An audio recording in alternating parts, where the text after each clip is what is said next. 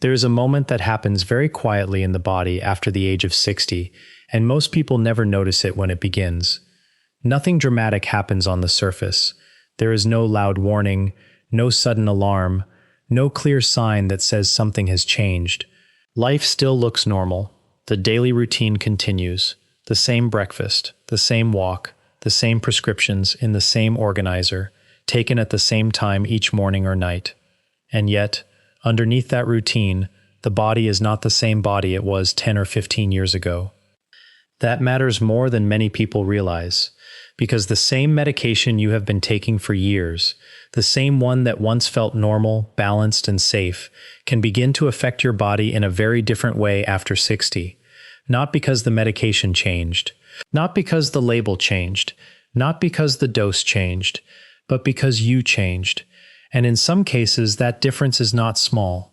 It can mean the difference between support and strain, between a medication helping the body and quietly placing extra pressure on it, between a treatment that once made sense and one that now needs to be reevaluated, between feeling fine today and facing something much more serious later, like a heart attack, a stroke, worsening blood pressure, fluid overload, internal bleeding, or cardiovascular stress that has been building silently for months or years. What makes this so dangerous is that it usually does not feel dangerous at first. There is often no pain in the beginning, no obvious warning, no dramatic symptom that forces someone to stop and say, something is wrong. Instead, what often happens is much slower and much quieter. A medication that once fit the body begins to fit less well. The body compensates for a while. The person feels mostly normal, and that is exactly why the problem is so easy to miss. Today, I want to walk you through 5 types of medications that, after the age of 60, may begin to carry more cardiovascular risk than most people realize, especially when they are taken for years without careful review, at the same dose, in the same routine, while the body has been quietly changing in the background. But let me say something important right from the start. This is not about fear. This is not about telling people that medications are bad. It is not about panic. It is not about throwing out prescriptions or stopping something suddenly on your own. And it is definitely not about assuming that because a medication has risks, it should never be used. That is not how medicine works. This is about understanding. Because once you understand what changes after 60, you stop looking at medications as fixed, permanent things that should stay the same forever, and you start seeing them for what they really are: tools that need to match the body you have now, not the body you had at 45, 50, or even 60. My name is Senior Nutrition Expert, and on this channel, I break down complex health topics into simple, practical explanations so you can better understand what may be happening inside your body and what actually matters over time.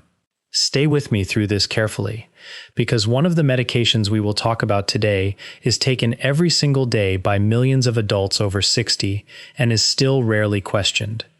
Before we get into the first medication group, there is one thing you need to understand clearly, because everything starts here. After 60, your body does not process medication the same way it used to. That is not a flaw. That is not a disease by itself. It is simply part of aging physiology. But when you do not take that into account, a medication plan that once made perfect sense can slowly become less appropriate over time. Let's start with the liver. Your liver helps break down many medications. It helps transform them so they can be used, neutralized, or removed from the body. As we age, liver blood flow may decline, and the efficiency of certain metabolic processes can change. That means some medications may not be handled as quickly or as predictably as they were before. Then there are the kidneys. Your kidneys filter waste and excess substances from the blood. They play a major role in clearing many medications or their byproducts from the body. Kidney function often becomes less efficient with age, even in people who feel generally healthy and have no obvious kidney symptoms. And when the kidneys filter more slowly, certain medications can remain in the body longer than expected. That matters, because when a medication stays in the body longer, Even a dose that used to feel normal can begin to behave more like a stronger dose. The effect lasts longer. The buildup may be greater. The side effects may become more noticeable. The interactions with other medications may become more important. But that is only part of the picture. Your blood vessels also change. They tend to become less flexible over time. The inner lining of the blood vessels, called the endothelium, may become more sensitive. The balance between clotting and bleeding becomes more delicate. The body's ability to regulate blood pressure and fluid distribution becomes easier to disturb. The heart may have to work harder against arteries that are less elastic than they once were.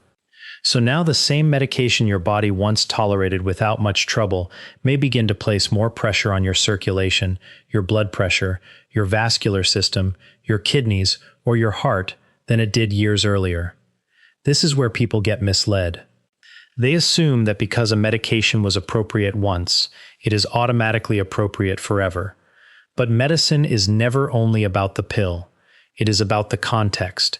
The same medication can help one person and strain another. The same dose may be reasonable at 50 and excessive at 70. The same daily habit may look harmless on the surface while quietly increasing risk underneath. And that is exactly why this matters so much. Because the risk of heart attack and stroke already rises naturally with age. Blood pressure tends to become more sensitive. Arteries tend to stiffen. Recovery reserves become smaller.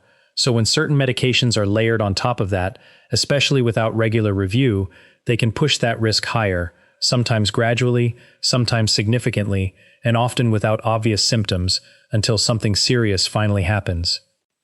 So let's begin with the first medication group. The first one is NSAIDs. This includes common pain relievers like ibuprofen, naproxen, and similar anti-inflammatory drugs. These are some of the most commonly used medications after 60 because they seem simple. A person has arthritis, knee pain, shoulder pain, back pain, neck stiffness, joint inflammation, or lingering soreness, and these medications provide fast relief. And that is exactly why people trust them. You take one, the pain eases. You can move more comfortably. You get through the day. It feels straightforward. But inside the body, something else is happening.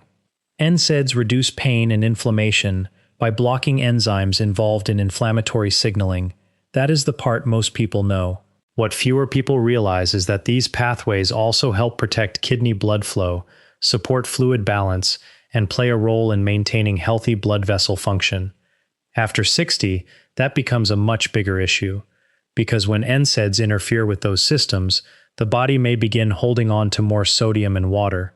That can increase fluid retention. Blood pressure may start creeping upward. Swelling may become more likely. The heart may have to work harder to circulate that extra fluid. And the kidneys, which may already be less resilient with age, can come under more strain. Now combine that with blood vessels that are already less flexible and a cardiovascular system that may already be working harder than it used to, and you start to see the problem. The person feels the pain relief. They do not feel the subtle change in kidney blood flow. They do not feel the gradual fluid retention. They do not feel the day-by-day increase in pressure inside the vascular system. They do not feel the hidden interaction between chronic inflammation, aging kidneys, blood pressure medication, and an over-the-counter pain reliever taken just when needed that slowly becomes most days of the week. But the body feels it, and the cardiovascular system feels it. This does not mean NSAIDs are automatically bad or should never be used. In many situations, they can absolutely be useful. The real issue is frequency, duration, dose, and context. A short-term use in one person may be very different from frequent or long-term use in someone with high blood pressure, kidney vulnerability, swelling, heart disease, or multiple medications already affecting circulation. And this is what so many people miss. Familiarity makes medications look safer than they really are. If something is sold over the counter, if it has been used for years, if it gives fast relief, the brain starts to treat it like it is simple and harmless. But after 60, common does not always mean low risk. Sometimes it means common exposure to a risk nobody is watching closely enough. Now let's move to the second medication group. The second group is proton pump inhibitors, often called PPIs. This includes medications like omeprazole, esomeprazole, pantoprazole, and similar acid-reducing drugs. These medications are extremely common.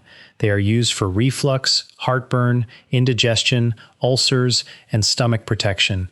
And in the right setting, they can be very helpful. They can reduce irritation, relieve symptoms, and protect the stomach in people who truly need that protection. But here is where the hidden problem often begins. Many people start a PPI for a short-term reason. Maybe they had bad reflux. Maybe they were taking another medication that irritated the stomach. Maybe they had an ulcer or a flare of symptoms. The plan may have made sense at the time. Then weeks turn into months. Months turn into years. The refill keeps happening. The habit becomes automatic. The medication stays in the routine, not because it has been consciously reevaluated, but because nobody ever stopped to ask if it is still necessary. That is where the quiet risk starts building. Stomach acid is not just something that causes discomfort when it rises into the wrong place. It also has important functions. It helps break down food. It supports digestion. It helps the body absorb important nutrients, including magnesium, calcium, iron to some degree, and vitamin B12 over time. When stomach acid is suppressed for long periods, the body may gradually become less efficient at maintaining some of those nutrient levels. And that matters much more than people think. Magnesium helps support heart rhythm stability, muscle function, and nerve signaling. Calcium balance matters for muscles, blood vessels, and many regulatory systems throughout the body. Vitamin B12 supports nerve health, blood cell production, and cellular function. When these systems are not well supported over time, the body can become more vulnerable in ways that are not always immediately obvious. Now let's be careful here. This does not mean that every person on a PPI will automatically develop a major cardiovascular problem. It means that long-term suppression of stomach acid is not biologically trivial, especially in older adults, and especially when it continues for years without anyone reassessing whether the benefit still outweighs the potential downsides. There is also another layer to this. Some research has suggested that long-term use of these medications may affect the inner lining of blood vessels, the endothelium, which helps regulate blood flow, vessel relaxation, and vascular health. This is still an area that requires careful interpretation, but the broader point remains important. Medications that seem to act only in one part of the body can have ripple effects far beyond the symptom they are treating. And again, the deceptive part is the timing. This does not happen overnight. The person feels less reflux. The burning improves. The stomach feels calmer. So naturally, they assume everything is fine. Nothing about that experience tells them you should pause and recheck whether this still makes sense. So the real issue is not whether a PPI was ever appropriate. The real issue is whether it is still appropriate now, at this dose, after all this time, in the body you have today. Now we come to the third medication group. This is where things begin to move from subtle to much more serious in everyday life. The third group is benzodiazepines. This includes medications like lorazepam, diazepam, alprazolam, clonazepam, and similar drugs used for anxiety, panic, nervousness, sleep, or calming the system down. These medications can absolutely feel helpful in the short term. They can reduce anxiety. They can calm racing thoughts. They can make it easier to sleep. They can create relief in a person who feels overwhelmed, restless, or unable to settle. That is real. But after 60, the body often becomes much more sensitive to them. These medications may stay in the system longer. Their sedating effect may become stronger. The lingering effect the next morning may be more powerful than people realize. What once felt like a temporary calming effect can begin to stretch into fogginess, slowed thinking, reduced alertness, balance issues, or a lower overall level of daytime function. Now here is how that connects to heart attack and stroke risk. First, movement changes. When a person becomes more sedated, they often move less. They sit more. They lie down more. They become less active without fully noticing it. The loss is not always dramatic. It may show up as fewer walks, less spontaneous movement, more time resting, less engagement with exercise, slower recovery from ordinary activity, and after 60, movement matters more than ever. Circulation depends on movement. Muscles help pump blood and support vascular function. Physical activity helps regulate blood pressure, metabolism, insulin sensitivity, mood, and cardiovascular resilience. When sedating medications reduce that movement, the effect is not just feeling sleepy, it can influence the whole system. Second, breathing can change. These medications can worsen breathing during sleep in some people, especially those who already have sleep-related breathing problems like obstructive sleep apnea or poor nighttime oxygenation. If breathing becomes shallower or more disrupted during sleep, oxygen levels may fall. The cardiovascular system then experiences more stress. Blood pressure regulation can worsen. The heart may work harder during the night instead of recovering. Third, the person may mistake medication effects for aging. This is one of the biggest problems. They feel slower, foggier, more tired, less steady, less motivated, more drained during the day. And because they are older, everyone assumes this is just normal aging. The medication is not questioned. The routine continues. But what may actually be happening is that the body is responding very differently than it did years earlier. That is why continuous use without reassessment becomes so risky after 60, because when a medication quietly changes the way you move, the way you sleep, the way you breathe, and the way your nervous system functions, it can also change the way your cardiovascular system is being supported or strained. Now let's move to the fourth medication group. This one catches a lot of people off guard because it is often bought over the counter and used without much concern. The fourth group is decongestants and stimulant-like cold medications. This includes products containing pseudoephedrine and certain combination cold or sinus medicines that people take for congestion, pressure, or the feeling of being blocked up and unable to breathe well through the nose. These products are often taken casually. A person gets a cold. They feel stuffed up. They want relief quickly. So they take a medication that helps open the nasal passages. And yes, it may help. But the way it helps is exactly what creates the cardiovascular concern. These medications work by constricting blood vessels. That is how they reduce swelling in the nasal tissues and help open the airways. But that effect does not stay only in the nose. It can affect blood vessels throughout the body. And when blood vessels tighten, blood pressure may rise. Heart rate may increase. The heart has to push blood through a tighter system. In a younger person with more flexible arteries and fewer competing health issues, that may be tolerated more easily. After 60, when arteries are already stiffer and the cardiovascular system may already be under more pressure, that extra constriction can become much more significant. This becomes especially important when someone already has high blood pressure, arrhythmias, heart disease, vascular disease, or is taking multiple medications that affect circulation.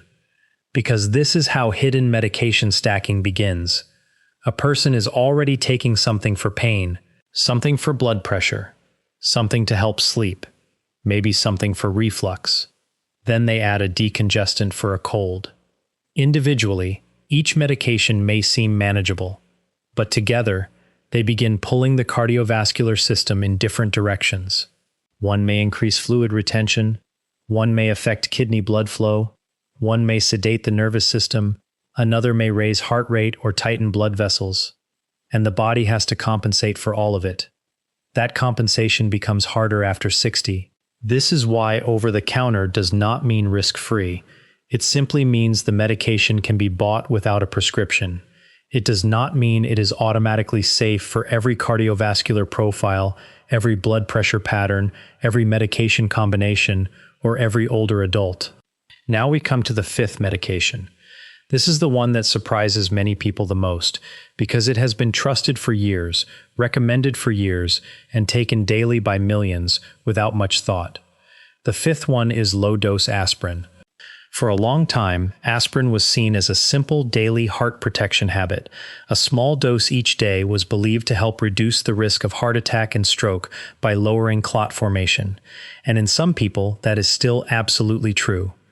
For someone who has already had a heart attack, already had certain types of stroke, had a stent placed, or has another clear medical reason for taking it, low-dose aspirin may still play a very important protective role. But after 60, the picture is not as simple as many people think. Because aspirin works by making platelets less sticky. That can help prevent unwanted clot-related events. But clotting is also a normal protective process. The body uses it to stop bleeding when blood vessels are injured. As we age, blood vessels can become more fragile. The stomach lining may become more sensitive. The balance between clotting and bleeding becomes more delicate, and that means the cost of interfering with clotting may rise, especially in someone who has never had a previous cardiovascular event and is simply taking aspirin just in case. That is the part many people never hear clearly enough. Aspirin can reduce clot-related events in the right person, in the right setting, for the right reason. But it can also increase the risk of internal bleeding, including bleeding in the stomach or even bleeding in the brain. And after 60, especially when there is no established history of heart attack or stroke, that trade-off becomes much more important. So the real question is no longer, is aspirin good or bad? That is too simplistic. The real question is aspirin right for this person, at this age, with this risk profile, in this body right now? That is a very different question, and it is the kind of question that should be reviewed, not assumed. Now step back and look at these 5 groups together. NSAIDs, proton pump inhibitors, benzodiazepines, decongestants, low-dose aspirin. Each one has a purpose. Each one can be useful.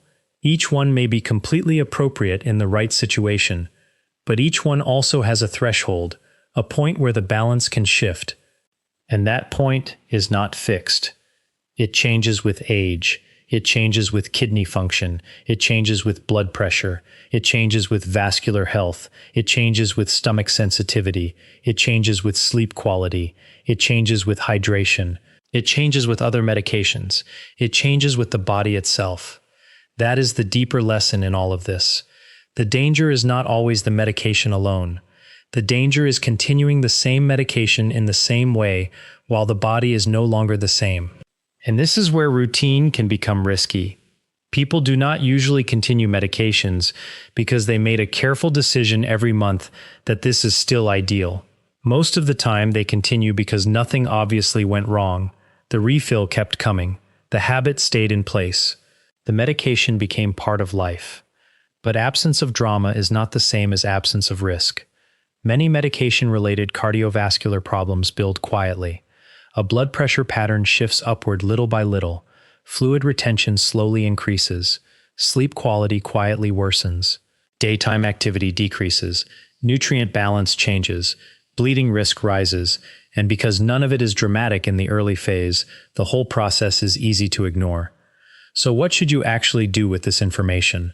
First, do not stop any medication on your own. That is not the goal here. Stopping certain medications suddenly can be dangerous. Even medications that seem simple can have rebound effects, withdrawal effects, or consequences when they are changed too quickly or without a plan. The goal is not panic. The goal is awareness and reevaluation.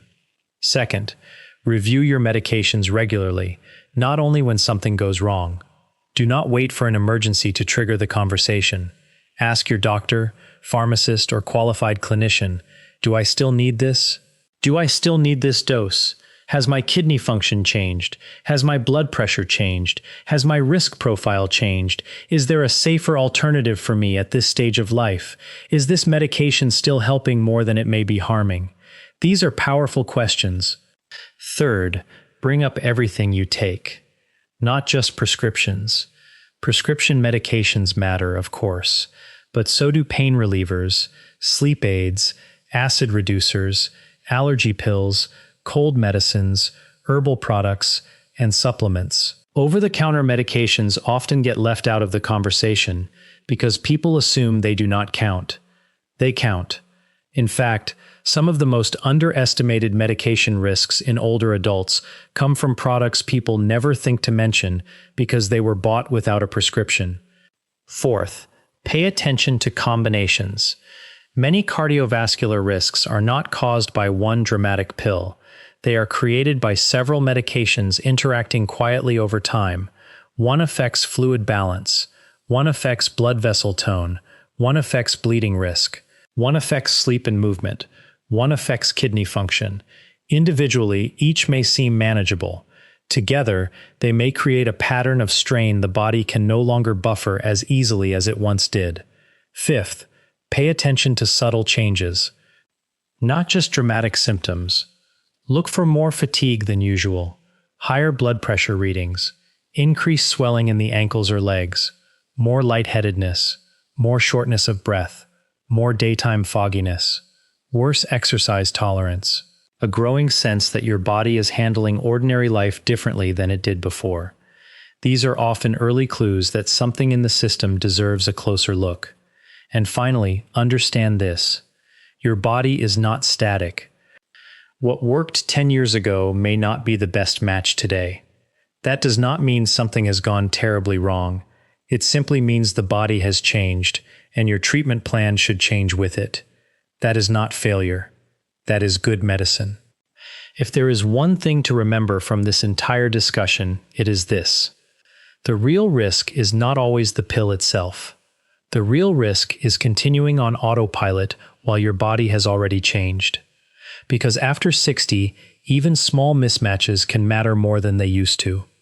Small increases in blood pressure, small shifts in fluid balance, small changes in circulation, small declines in activity, small increases in bleeding risk, small changes in how long a medication stays in the body. These things may seem minor on their own, but over time, they can build towards something much more serious. And that is where prevention really begins.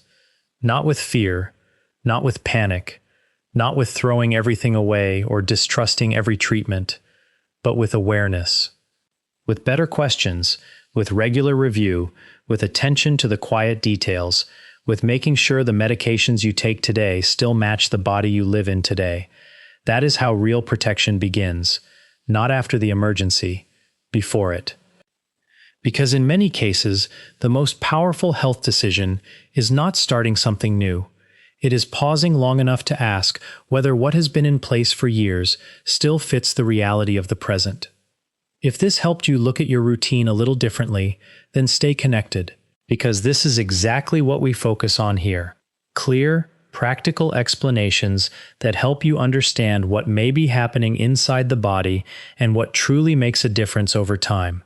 And if you know someone over 60 who takes medications every day, share this with them. Because sometimes the most important health change does not begin with a new prescription. Sometimes it begins with one simple realization. What worked before may need to be looked at again. And once you understand that, you start making decisions in a completely different way.